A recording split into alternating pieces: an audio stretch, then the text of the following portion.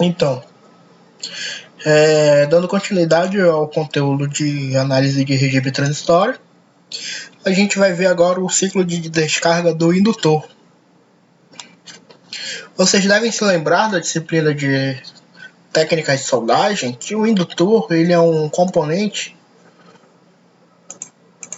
que ele é associado com o campo magnético.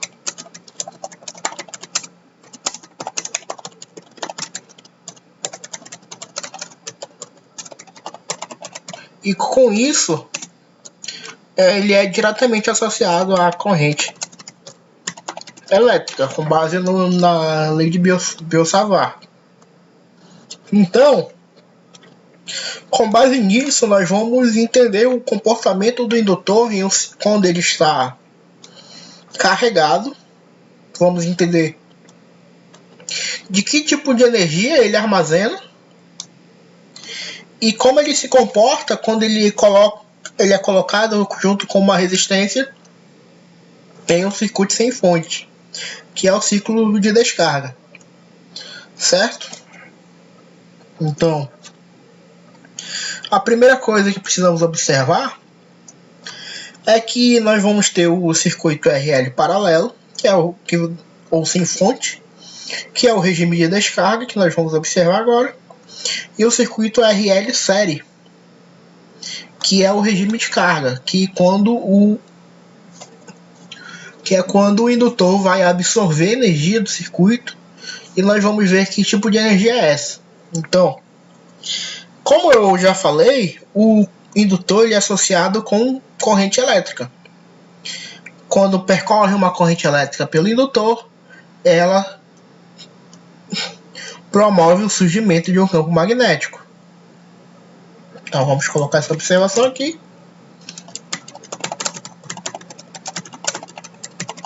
Corrente elétrica que trafega pelo terminais de um indutor promove o surgimento de um campo magnético.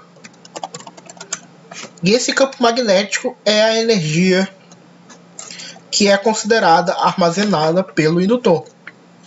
Para análise de circuito, nós não vamos observar a atuação do fenômeno magnético em si. Nós vamos analisar apenas os efeitos da corrente.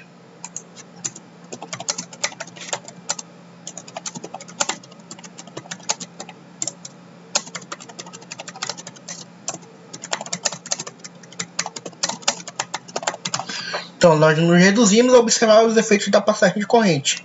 Há outro tipo de análise em que a gente faz toda essa consideração do campo magnético e da corrente, só que ela não é o escopo desse curso. Nesse caso, a gente precisaria de uma outra disciplina de circuitos que a gente falaria sobre tópicos mais avançados, certo?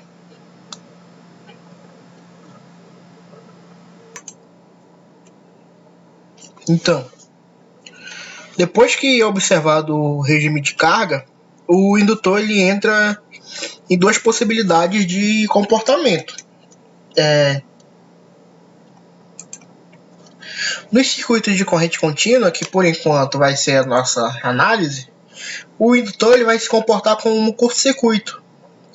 Porque lembre-se, o indutor ele é nada menos que um fio de cobre enrolado sobre o próprio eixo, que dá várias voltas. Então, esse arranjo geométrico promove a facilidade com que o fenômeno de conversão de energia elétrica para magnética vai ocorrer. Já em circuitos de corrente alternada, o resistor ele também vai se comportar como uma resistência elétrica, que esse valor de resistência vai depender do sinal de frequência aplicado. Como é isso? Por exemplo, a 60 Hz o indutor ele vai ter um valor tal de resistência elétrica. Se nós aumentarmos a frequência, ele vai ter outro valor tal e assim por diante. Então, esse gráfico parecido com o que nós vimos ontem, só que com análise feita para o indutor. Então, a gente tem um circuito com uma fonte de corrente, o indutor e o resistor, e a partir de um momento zero nós ligamos a fonte. Durante um curto período de tempo, logo após a ligação da fonte, o indutor vai armazenar energia. Essa energia vai ser na forma de corrente elétrica. Até o período em que esse campo magnético ele passa de não existir até o momento em que ele vai crescendo, até o momento em que ele chega em um nível de estabilização. Esse período de variação do campo magnético ao redor do indutor, assim como a questão da tensão que nós vimos ontem, ele é descrito por uma função exponencial.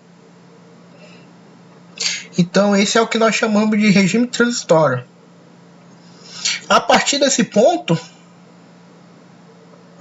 nós vamos ter o indutor se comportando como um curto-circuito enquanto a fonte estiver ligada. Ele vai permitir a passagem de corrente elétrica sob as condições ideais. Então, nós temos que ter em mente que o indutor, a nossa relação vai ser de corrente elétrica. E o regime transitório ele vai levar um tempo tal que, como nós vimos ontem, ele também vai ser dependente dos parâmetros de circuito. Que parâmetros vão ser esses? O parâmetro da resistência do circuito e, nesse caso, o parâmetro da indutância. Então,